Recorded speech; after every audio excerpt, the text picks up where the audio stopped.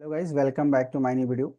Nifty bank Nifty में कैसे हम कल के लिए अपने ट्रेड को प्लान कर सकते हैं और मार्केट में काफ़ी गिरावट हो रही है। क्या ये गिरावट अभी और होगी या कहीं पे जाके रुकने वाला है, उसके बारे में पूरा डिटेल में बात करेंगे। तो सबसे पहले हम बात करते हैं निफ्टी इंडेक्स की। अब इसको मंथली चार्ट से इसको एनालाइज करेंगे। तो मंथली चार्ट पे अगर हम देखेंगे निफ्टी के, तो मंथली चार्ट पे क्लियरली अभी वो RSI 60 सपोर्ट के ऊपर आके अभी है, तोड़ने की कोशिश कर रहा है, 60 को भी ब्रेक करने की कोशिश कर रहा है।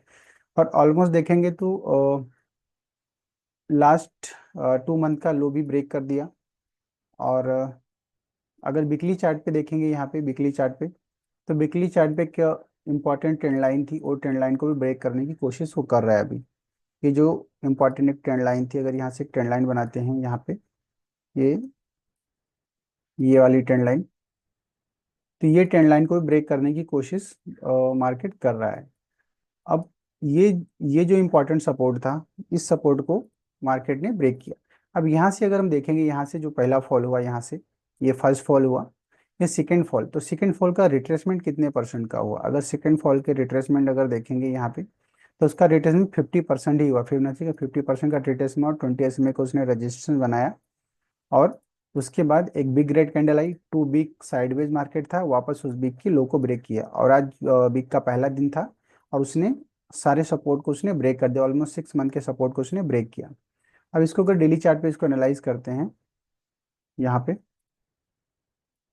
तो डेली चार्ट पे देखेंगे तो ये इंपॉर्टेंट एक सपोर्ट जोन था, बहुत इंपॉर्टेंट सपोर्ट जोन था ये वाला। उस सपोर्ट जोन को उसने ब्रेक किया।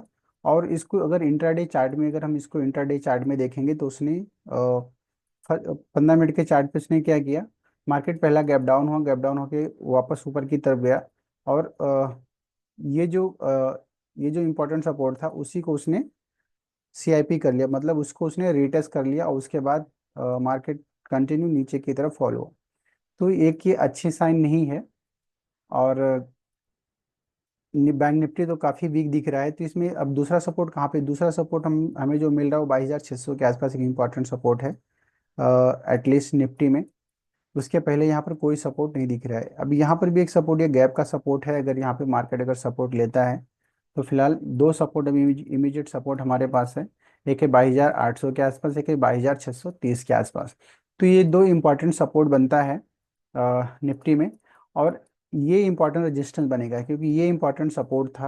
अब ये सपोर्ट अगर मार्केट यहाँ से अगर बाउंस बैक भी करता है, तो ये हमारे लिए एक अच्छी सेलिंग अपॉर्चुनिटी बनेगी, अगर मार्केट यहाँ से बाउंस बैक करता है तो। अब ये इंपॉर्टेंट यानी 23,350 के आसपास इंपॉर्टेंट रेजिस्टेंस है निफ्टी में। तो इस हिसाब से हम निफ्टी में अपने ट्रेड को प्लान कर सकते हैं। अब बात करते हैं बैंक निफ्टी की। तो बैंक निफ्टी पहले से ये काफ़ी वीक है।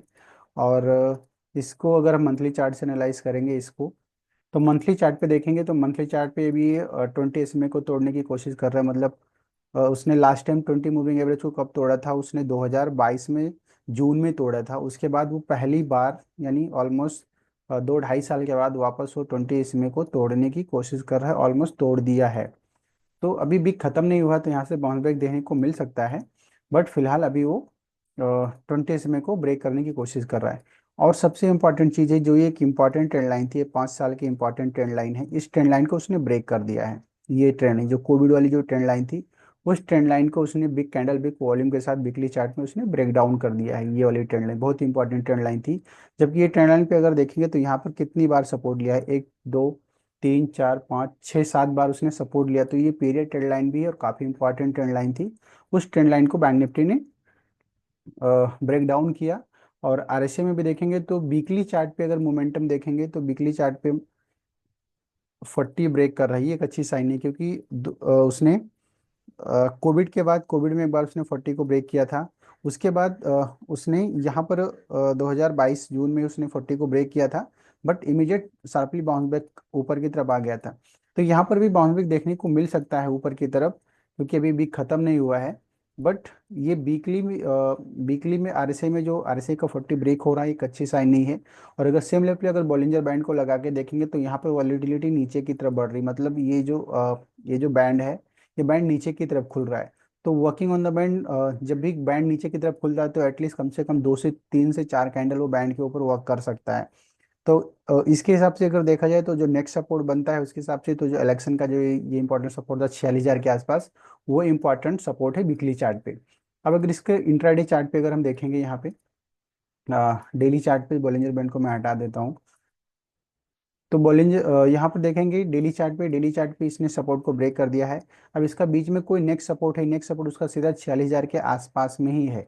अब ऊपर के लिए रेजिस्टेंस का काम क्या करेगा, ऊपर रेजिस्टेंस हमारे लिए वही बनेगा, क्योंकि आज मार्केट गैप डाउन हुआ, तो ये जो गैप गैप बना, ये गैप हमारे लिए इंपॉर्टेंट रेजिस्टेंस का काम करेगा। तो ऊपर की तरफ अगर रेजिस्टेंस की बात करें तो ये इंपॉर्टेंट 48,700 का एक इंपॉर्टेंट रेजिस्टेंस है।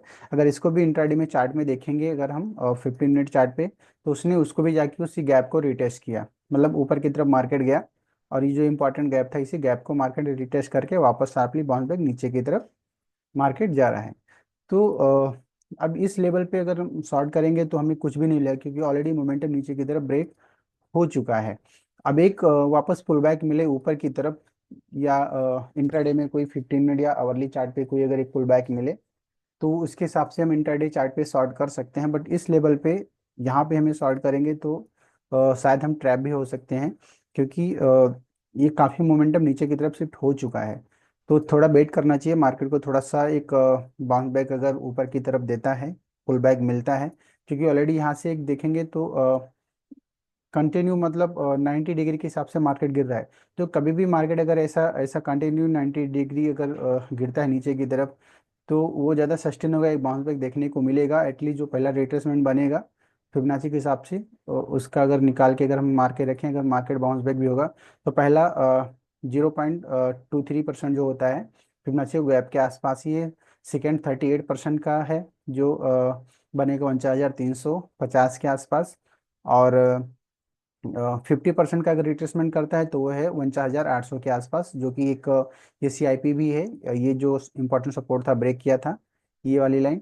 तो ये इंपॉर्टेंट तीन रेजिस्टेंस है हमारे लिए, और नीचे नीचे की तरफ सपोर्ट अभी भी कहीं भी सपोर्ट नहीं दिख रहा है इंट्राडे में। और नेक्स्ट सपोर्ट जो दिख रहा है वो 46,000 के आसपास में ही दिख रहा है। तो इस हिसाब से हम निफ्टी बैंक निफ्टी में ट्रेड को प्लान कर सकते हैं। और मार्केट में काफ़ी बिकवाली देखने को मिल रही है, तो उसके हिसाब से अपने ट्रेड को प्लान करें। और अगर कुछ समझ में नहीं आता है तो हमें आराम करना चाहिए, अपनी अपने प्रैक्टिस पर ध्यान देना चाहिए। तो आज की वीडियो में बस इतना ही। आपको वीडियो